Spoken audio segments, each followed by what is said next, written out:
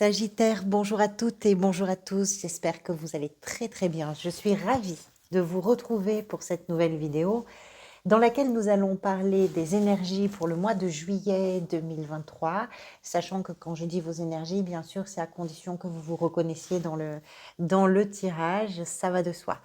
Alors, merci d'être là. J'espère que vous allez toutes et tous très bien. Pour ce tirage, on va parler tout d'abord des arcanes majeures. Vous avez le diable. Je viens de regarder parce que ça fait plusieurs signes que je fais. Vous êtes 4 signes à avoir le diable qui est venu dans le tirage semestriel pour le mois de juillet. C'est incroyable.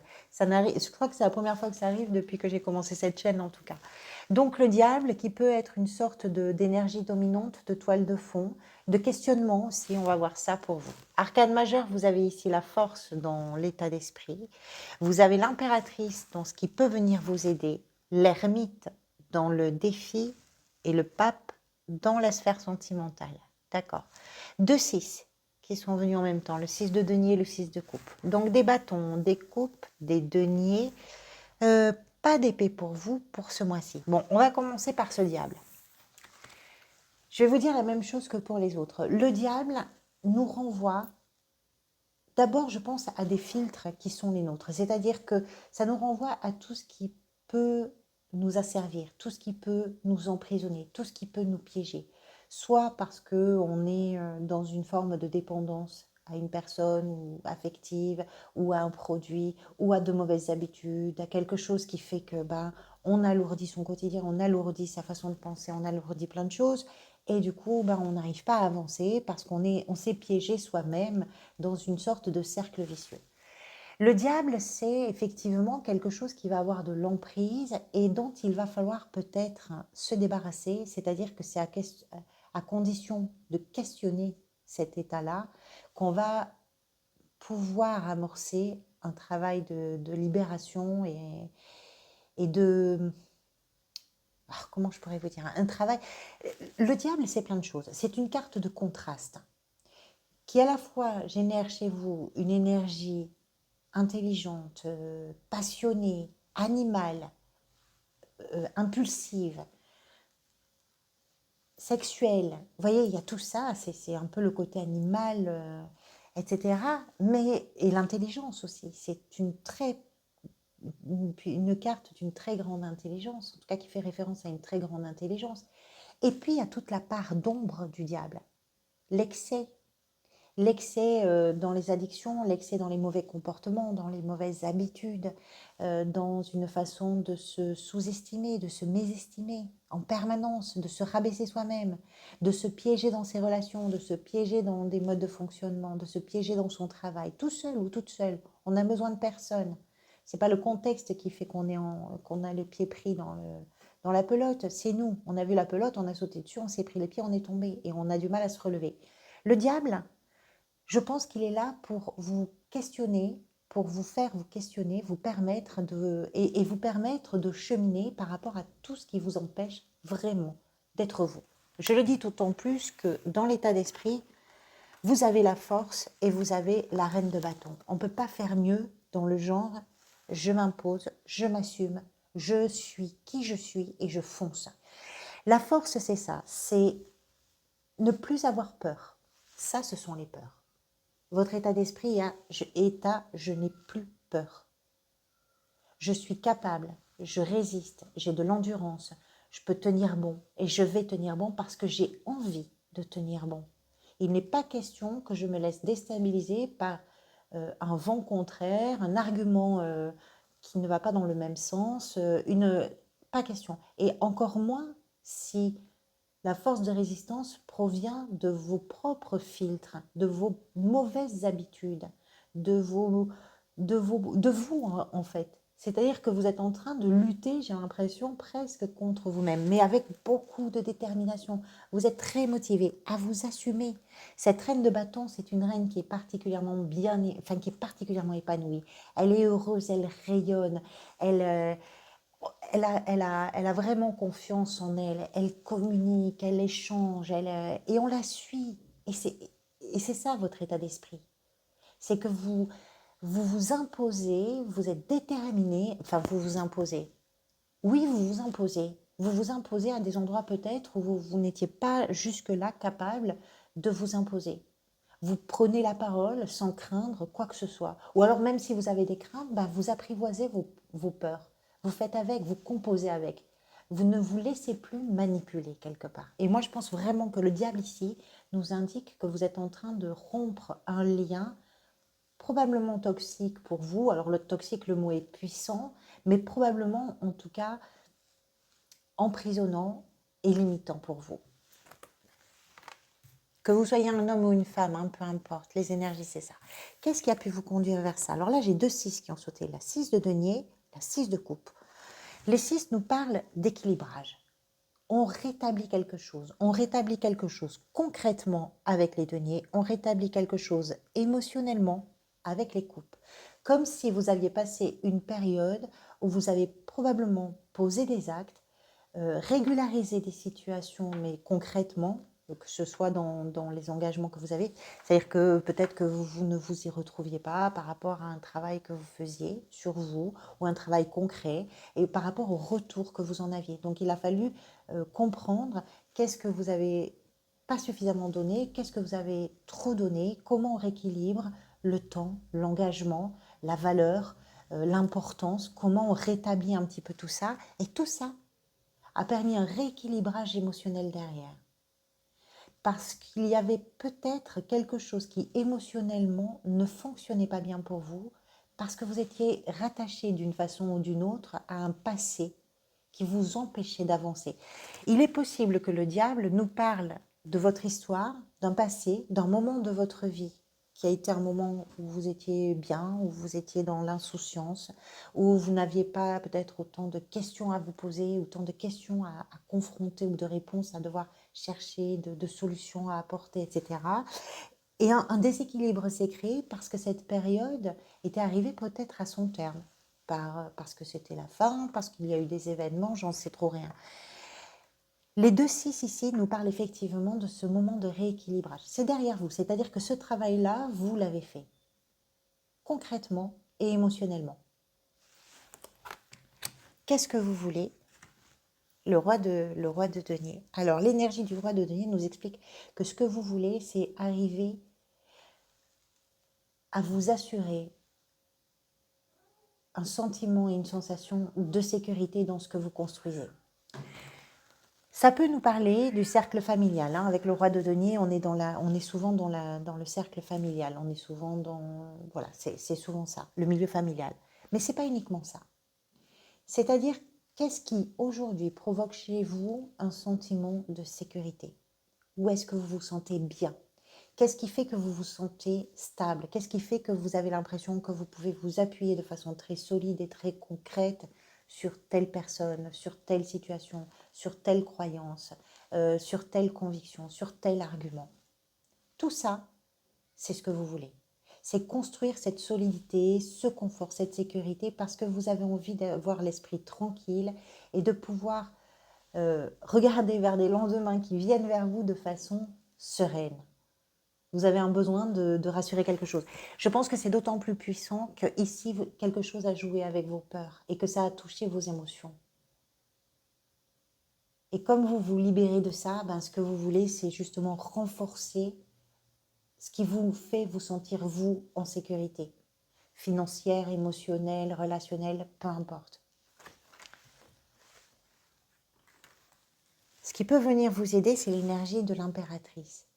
C'est l'amour, c'est d'avoir un pouvoir créatif un peu singulier qui vous permet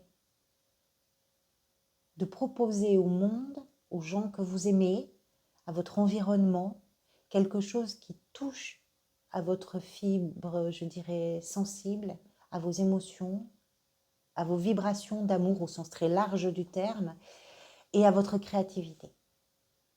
C'est une carte de fécondité, c'est une carte de fertilité, de lien puissant avec l'environnement, vraiment l'environnement, la nature, etc. C'est une carte qui nous explique que vous portez en vous quelque chose de très puissant, qui parle d'amour, qui est une abondance d'amour que vous avez à offrir et que cette force d'amour qui est en vous, c'est quelque chose qui vient vous aider dans tout le travail que vous êtes en train d'effectuer.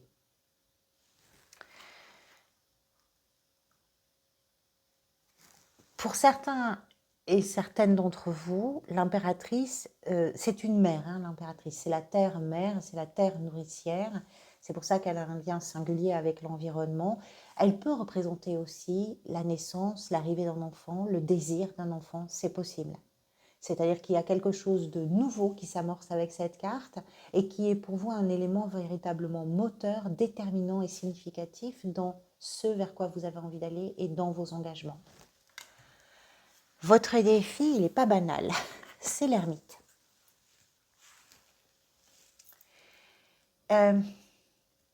Le défi, et je pense qu'il est particulièrement lui aussi lié à ce diable ici, parce que la force, vous l'avez, la force de caractère, la force de détermination, la volonté, le fait de dire j'ai plus peur de ça, ou même si j'ai encore peur de ça, je ne vais pas me débiner, je vais pas tourner le dos et partir en courant. Je vais voir, on va voir, on va y aller. Tant pis pour les peurs, on va avec.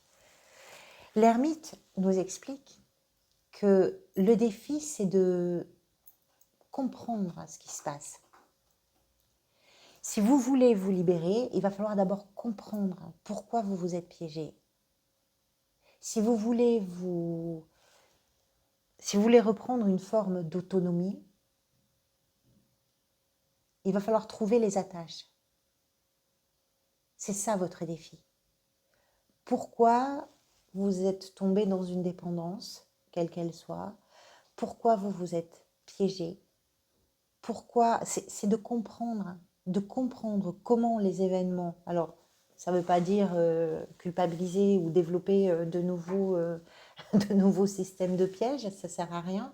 Mais comprendre, c'est quelque chose qui va vous apporter vraiment une clé supplémentaire dans ce que vous avez à vivre après. Parce qu'une fois que vous aurez compris ça, même si vous êtes amené à le reproduire, vous aurez un petit signal d'alarme qui va vous permettre de vous mettre en garde et de ne pas le reproduire tout à fait pareil. Et ça va changer les choses. Et le défi, il est là. Donnez-vous le temps de comprendre. Dans la sphère professionnelle ou dans la gestion du quotidien, dans votre activité, dans votre recherche d'activité, la 7 de bâton nous laisse comprendre que peut-être vous êtes un petit peu en train de vous bagarrer pour garder quelque chose que vous avez su construire, que vous avez mis en place, voilà. Alors ça peut être se bagarrer pour avoir un poste pour certains, ça peut être se bagarrer pour maintenir quelque chose dans le cadre de son activité, ça peut être se bagarrer par rapport à des contraintes, des obligations, des responsabilités dans le cadre d'une gestion du quotidien. C'est pas une grosse bagarre, mais enfin, il faut pas se laisser faire, il faut pas se laisser manger, se laisser envahir, et il faut tenir bon parce qu'il y a quelque chose de bien qui vous appartient parce que vous l'avez fait, parce que vous l'avez construit, parce que vous l'avez mérité, parce que vous avez travaillé dessus, peu importe de quoi il s'agit, et que ça peut susciter des critiques, ça peut susciter des envies, ça peut susciter l'intérêt d'autres personnes qui pourraient vouloir vous imiter, faire la même chose que vous, et puis pourquoi pas prendre votre place, si c'était possible, ben voyons. Donc il peut y avoir tout ça. Donc on comprend avec cette bâton qu'il faut se défendre un petit peu, mais que vous avez la ressource pour ça. Quand cette carte arrive dans un jeu, c'est qu'on est capable. Sinon, ça ne vient pas. Après, une fois que vous aurez défendu vos arguments, une fois que c'est peut-être de la concurrence, hein, il faut faire sa place. Vous comprenez, c'est un peu ça. Ou défendre son endroit, sa place, sa prise de parole, sa position. Une fois que vous aurez fait ça, les choses peuvent bouger. Vous êtes dans une perspective d'évolution. Pour évoluer, il faut stabiliser ce qui est déjà là, quel que soit le sujet pour vous. Dans la sphère sentimentale, le pape. Alors le pape, c'est un cadre, on va dire, formel, traditionnel. Souvent, il représente le mariage, puisque c'est celui qui vient justement bénir l'union sacrée du mariage. Donc, il représente un cadre, il représente quelque chose de traditionnel, il représente quelque chose de sacré, puisque c'est ce lien aussi, c'est ce personnage qui fait le lien entre les hommes et les dieux, et peu importe les religions ou les non-religions, c'est pas le propos. C'est quelque chose qui est un peu sacré, traditionnel, et qui, pourquoi pas, devient officiel pour certains et certaines d'entre vous. C'est votre engagement, c'est ce en quoi vous croyez, c'est en fait, dans vos relations, d'une façon générale, ou peut-être dans une relation plus précisément pour vous, dans le cadre peut-être d'une union, mais ce que ce pape vient de nous raconter, c'est que vos attentes, vos envies vont vers l'authenticité, le sérieux, l'échange, la compréhension, l'écoute et le fait de pouvoir s'engager. Vous vous engagez, vous attendez qu'on s'engage également auprès de vous. Ici, avec ces 2 6, vous avez rétabli quelque chose, y compris sur le plan émotionnel. Je pense que cet équilibre que vous avez peut-être su retrouver d'une façon ou d'une autre, cet équilibre-là vient aussi impacter, toucher vos relations aux autres, vos relations amoureuses, vos relations amicales, sociales, familiales, etc. Ce qui est important, c'est que ce soit authentique, c'est que ce soit vrai, c'est que ce soit solide. Et c'est ce qui fait qu'on s'engage, les uns avec les autres, les uns auprès des autres. D'autant plus si vous êtes en train de couper un lien pas très intéressant. Ça vous permet aussi, dans vos relations, de vous assumer tel que vous êtes et de pouvoir vous engager d'une façon totalement différente. Comment vous traversez ce mois, peut-être comment vous vous sentez. La 2 de coupe nous parle de cet alignement entre vos désirs, vos envies, vos vibrations, vos émotions et ce que vous avez à proposer. On voit 2 personnages. Une de 2 coupes, souvent, c'est un couple. Donc peut-être que pour certains, ce qui est important pour vous, c'est ce que vous allez trouver au cœur d'une relation. Parce que ce que vous allez y trouver, c'est quelque chose qui vous aide à grandir, c'est quelque chose qui vous porte vraiment, qui vous fait évoluer, qui vous met en confiance, qui vous soutient. Mais c'est un échange qui se passe. C'est-à-dire que ce n'est pas simplement ce que vous recevez, ça vous avez réglé quelque chose aussi à ce niveau-là, c'est aussi ce que vous êtes capable de donner.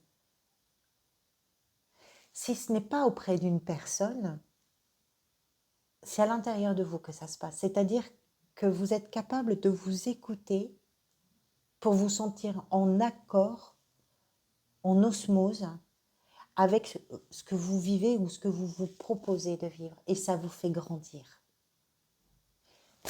Mais il faut comprendre aussi. Vous avez tout un travail intérieur, introspectif, qui est gigantesque, avec une puissance incroyable. Je crois que j'ai fait les béliers juste avant vous, et il y avait un peu quelque chose comme ça aussi. La fin du mois, on a la 4 de coupe qui est une carte un peu plus prudente, je dirais. Souvent on dit que c'est l'ennui ou la frustration. Alors je ne dirais pas tout à fait ça. Je pense que comme vous êtes quand même, ce que vous voulez, vous, c'est sécuriser quelque chose, c'est vous sentir, en tout cas construire ce qui vous met, vous, en sécurité. Je pense qu'on a une forme de prudence avec, pas forcément d'ennui, mais plutôt de prudence.